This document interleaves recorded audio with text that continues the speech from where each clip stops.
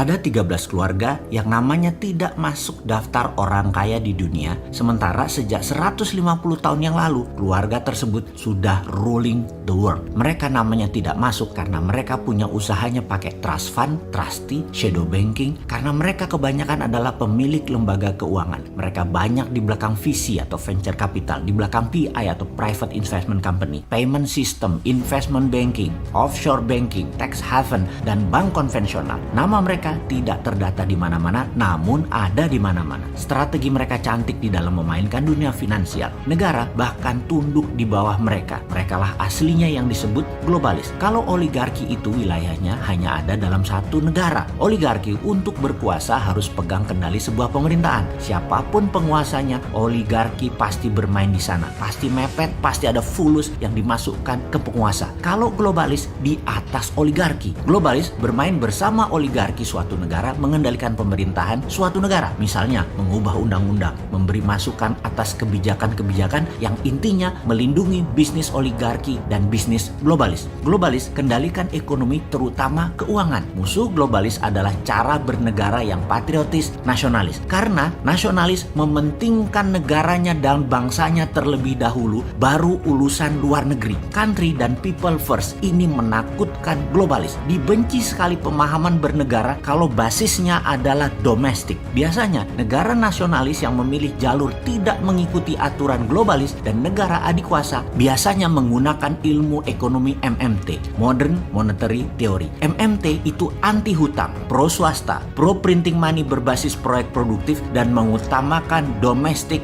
direct investment atau DDI, bukan FDI, bukan foreign direct investment. Jadi kalau banyak foreignnya, negara tersebut cenderung di bawah pengaruh globalis. Saat ini pengguna terdepan negara yang pakai MMT adalah Tiongkok dan Amerika. Karena itu MMT tidak boleh dipakai negara lain. Di sisi lain, globalis juga anti nasionalis. Sekali lagi, bernegara patriotis nasionalis plus mengadopsi MMT itu ancaman besar buat globalis. Apa yang dibuat oleh globalis sejak lama mengendalikan agar MMT tidak dipakai di banyak negara. Indonesia akhirnya dimasuki oleh asing sejak tahun 1998 hingga saat ini. Salah satunya adalah kefungsian bank sentral. Simple sederhananya. Namun kalau paham bernegara jadi buat marah, bisa misu-misu ke pejabat. Namun dalam hal ini kita wajib mengingatkan bangsa dan negara Indonesia agar bisa menjadi negara berdaulat penuh, tidak bergantung asing. Yang dilakukan IMF sebagai perpanjangan globalis dan dolar sebagai leng arm perpanjangan Amerika adalah bank sentral meminjamkan negara kalau perlu uang. Jadi BI sejajar, bahkan lebih atas dari negara. Pemerintah siapapun kalau berkuasa minta uangnya ke BI atau negara lain ya, minta uangnya ke bank sentralnya. Itulah aturannya dan itu harus ditaati. Kalau negara patriotis nasionalis pemimpinnya atau bernegaranya seperti Trump deh yang akhirnya kotak suara globalis mengalahkan dirinya, dan semuanya ini persis seperti usulan kita sejak 3 tahun yang lalu di dalam bernegara. Di dalam Mardigu Nation, bank sentral akan dibubarkan statusnya dan akan diletakkan di bawah Kementerian Keuangan, menjadi sejajar dirjen, hanya jadi dirjen moneter. Di posisi ini, negaralah yang mencetak uang, bank sentral yang meminjam,